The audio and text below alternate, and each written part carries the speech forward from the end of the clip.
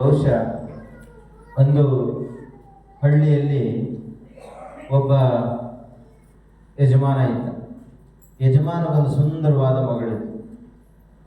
ಆ ಯಜಮಾನ ಕೇಳಿದ ಮಗಳನ್ನು ಕರೆದು, ಮಗಳೇ, ಇನ್ನೇನು ವಯಸ್ಸಾಗಲಿಕ್ಕೆ ಬಂತು, ಮದುವೆ ಮಾಡಬೇಕು ಅಂತ ಅಂದ್ಕೊಂಡಿದ್ದೇನೆ, ನಿನಗೆ ಎಂಥ ಗಂಡ ಬೇಕು ಹೇಳು, ಅಂಥ ಗಂಡ ನೋಡಿ ಮದುವೆ ಮಾಡೋಣ ಅಂತಂದ. ಆ ಸಂದರ್ಭದಲ್ಲಿ ಅವಳು ಹೇಳಿದ್ದು, ಅತ್ಯಂತ ಬಲಿಷ್ಠ ಆಗಬೇಕು, ಅತ್ಯಂತ ಬಲಿಷ್ಠನಾಗಿರಬೇಕು, ಸುಂದರನಾಗಿರಬೇಕು, ಅಂಥ ಹುಡುಗನ ಮದುವೆ ಆಗಬೇಕು, ಅಂಥ ಹುಡುಗನನ್ನು ಹುಡುಕೊಡಿ ಅಂತ. ಅವನಂದ, ಅಂಥ ಬಲಿಷ್ಠ ಹುಡುಗನ ಎಲ್ಲಪ್ಪ ಎಲ್ಲಿ ಹುಡುಕಕ್ಕೆ ಹೋಗೋದು, ಗೊತ್ತಿಲ್ಲದವ್ರನ್ನ ಹುಡುಕೋದಕ್ಕಿಂತ ನಮ್ಮ ಓಣೆಯಲ್ಲೇ ಒಬ್ಬ ಕಲ್ಲು ಹೊಡೆಯವನು ಹುಡುಗಿದ್ದಾನೆ, ಅವನೊಳ್ಳೆ ಬಲಿಷ್ಠವಾಗಿದ್ದಾನೆ, ಕಲ್ಲು ಹೊಡೆ ಕೆಲಸ ಮಾಡ್ತಾ ಇದ್ದಾನೆ, ಅವನನ್ನೇ ಮದುವೆ ಆಗು ಅಂತ ಹೇಳಿದ ಅಪ್ಪ.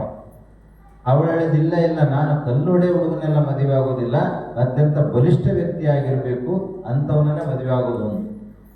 ಅಪ್ಪ ಹೇಳ್ದ, ಹಾಗಾದ್ರೆ ನೀನೇ ಹೇಳ್ತವ್ರು ಬೇಕಂತ ಹುಡ್ಕೊಂಡು ಬಿಡು, ಅದು ನನಗೆ ಕಷ್ಟದ ಕೆಲಸ, ಸಾಧ್ಯ ಇಲ್ಲ, ನೀನೇ ಹುಡ್ಕೊಂಡು ಬಿಡು ಅಂತ ಸಂದರ್ಭದಲ್ಲಿ ಅವಳು ಹುಡುಕ್ತಾ ಹೋದಂಥ ಸಂದರ್ಭದಲ್ಲಿ ಸೂರ್ಯನನ್ನ ಕೇಳಿದ್ಳು. ದೇವನೇ, ನಾನು ಅತ್ಯಂತ ಬಲಿಷ್ಠ ವ್ಯಕ್ತಿಯನ್ನು ಮದುವೆ ಆಗಬೇಕು ಅಂತ ಅಂದ್ಕೊಂಡಿದ್ದೇನೆ, ನೀನು ಬಲಿಷ್ಠ ಅಂತ ನಾನು ಭಾವಿಸ್ಕೊಂಡಿದ್ದೇನೆ, ಹಾಗಾಗಿ ನನ್ನ ಮದುವೆ ಆಗು. ಅವಾಗ ಸೂರ್ಯದೇವರು ಹೇಳಿದ, ಇಲ್ಲ ಇಲ್ಲ, ನಾನು ಬಲಿಷ್ಠ ಅಂತ ಅನ್ಕೋಬೇಡ, ಯಾಕೆ ಅಂತಂದ್ರೆ ನಾನು ಸಂಜೆ ಆದ ತಕ್ಷಣ ಮುಳುಗಿ ಬಿಡುತ್ತೇನೆ, ಹಾಗಾಗಿ ನೀನು ಏನೇ ಇದ್ರೂ ಕೂಡ ಚಂದ್ರನ ಮದುವೆ ಆಗು ಅಂತಂದು. ಚಂದ್ರನ ಹತ್ರ ಹೋಗಿ ಕೇಳುತ್ತಾಳೆ. ಚಂದ್ರ ಹೇಳಿದ, ಇಲ್ಲ, ನಾನು ಒಂದಿಷ್ಟು ಸೂರ್ಯ ಅಡ್ಡ ಬಂದಾಗ ನಾನು ಒಂದಿಷ್ಟು ಕತ್ತಲೆ ಆಗಿಬಿಡುತ್ತೇನೆ, ನಾನು ಅಂತ ಬಲಿಷ್ಠೇನಲ್ಲ, ನಾನು ಬೇಡ, ಏನಿದ್ರು ನೀನು ವರ್ಣದೇವನನ್ನು ಮದುವೆ ಆಗು.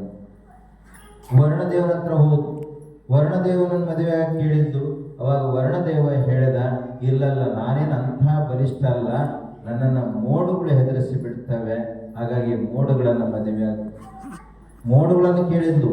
ಮೋಡಗಳು ಹೇಳಿದ್ದವು, ಇಲ್ಲ, ಒಂದು ದಟ್ಟವಾದ ಬಂಡೆ ಏನಾದ್ರು ಬಂದು ನಿಂತ್ಕೊಂಡ್ರೆ ನಾವು ಕೂಡ ಅಲ್ಲೇ ನಿಂತ್ಕೊಂಡು ಬಿಡ್ತೀವಿ, ನಮಗೂ ಕೆಲಸಕ್ಕೆ ಆಗೋದಿಲ್ಲ, ಹಾಗಾಗಿ ನೀನೇನಾದ್ರೂ ಗಟ್ಟಿ ಮನುಷ್ಯನ ಮದುವೆ ಆಗ್ಬೇಕಂತ ಬಂಡೆಯನ್ನು ಮದುವೆ ಆಗ. ಅವಾಗ ಬಂಡೆ ಹತ್ರ ಹೋದು ಬಂಡೆಯನ್ನು ಕೇಳಿದ್ದು, ನೀನು ಮದುವೆ ಆಗ್ಬೇಕು ಅಂತ ಹೇಳಿ. ಅವಾಗ ಬಂಡೆ ಹೇಳಿತು, ನಾನು ಅಂಥ ಏನು ಬಲಿಷ್ಠ ಅಲ್ಲ, ಒಬ್ಬ ಹಳ್ಳಿ ಹುಡುಗ ಕಲ್ಲೊಡೆಯನ್ನು ಬಂದು ಹೊಡೆದ್ರೆ ನಾನು ಚೂರಾಗಿ ಹೋಗ್ತೇನೆ, ಹಾಗಾಗಿ ನಾನು ಅಂತ ಗಟ್ಟಿ ಅಲ್ಲ, ಬಂಡೆ ಹುಡುಗನ ಮದುವೆ ಆಗೋದು. ಕೊನೆಗೆ ಎಲ್ಲಿ ಬಂತು? ಹಾಗಾಗಿ ನಾವು ಏನು ದೊಡ್ಡವರು ಅಂತ ಅನ್ಕೊಂಡಿರ್ತೀವಿ, ಅವಕ್ಕೂ ಅನ್ನೋದು ಸಣ್ಣ ವೀಕ್ನೆಸ್ ಇರುತ್ತೆ. ಯಾರೂ ಸಣ್ಣವರಲ್ಲ, ಯಾರೂ ಶ್ರೇಷ್ಠರಲ್ಲ. ಹಾಗಾಗಿ ಕೊನೆಗೆ ಬಂಡೆ ಹುಡುಗನ್ನೇ ಮದುವೆ ಆಗುವಂಥ ಸನ್ನಿವೇಶ ಬಂತು.